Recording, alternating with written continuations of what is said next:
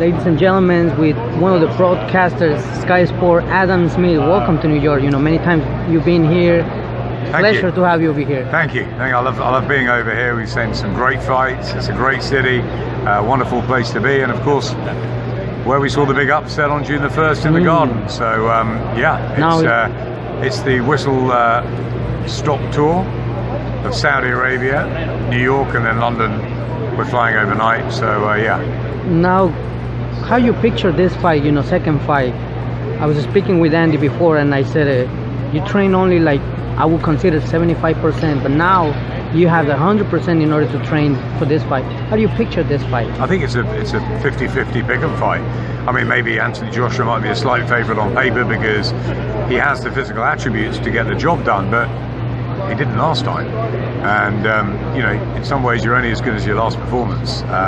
He did a lot of things wrong in the ring, and Andy Ruiz did a lot of things right. He's a natural fighter, Ruiz. People look at his body and think aesthetically he doesn't look the best. Well, look at what happened. You know, he totally dominated the fight. Okay, he went down, but he got up. He hurt Joshua, and he took the fight to him, and he was brilliant. Anthony had a terrible night. You'd expect him to have a much better night on December the 7th, but as you said, Andy Ruiz has got a long time to prepare. Mentally, he'll be very strong and confident that he can get hold of Joshua again. So yeah, it's a really fascinating fight.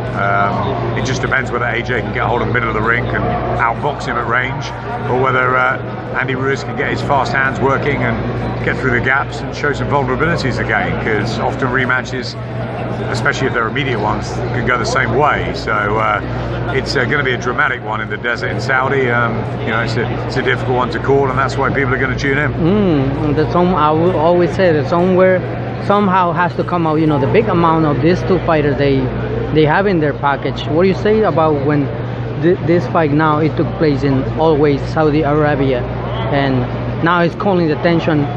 I bet you from people from the U.S. to go now all over there.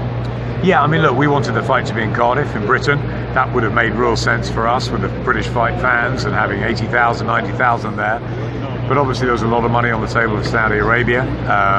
That provides a whole new area, a neutral venue, but it provides challenges for us, which we have to look at, and logistic ones and others, and we have to make sure that the team are ready and are prepared for that. But you know, it's a little bit like we've had the Rumble in the Jungle and the Thriller in Manila. We've had different places before, so you know, we go again, we embrace the challenge, and as long as everybody's happy with that, we do it, and we do it hopefully incredibly well. That's I've got the best team in the business, so I need them all to be there and to be ready and delivering what we can. It's listen, I take a place the people as I find it. We had 24 hours in Saudi Arabia yesterday, and you know, we were warmly welcomed, and I come back with a good vibe, if I may have gone there with a slightly nervous one. So I'll be feeding that back. There's a lot to talk about operationally, but we'll be doing that in the coming weeks, and we'll be looking to put the best possible broadcast we can on December 7th. Hey,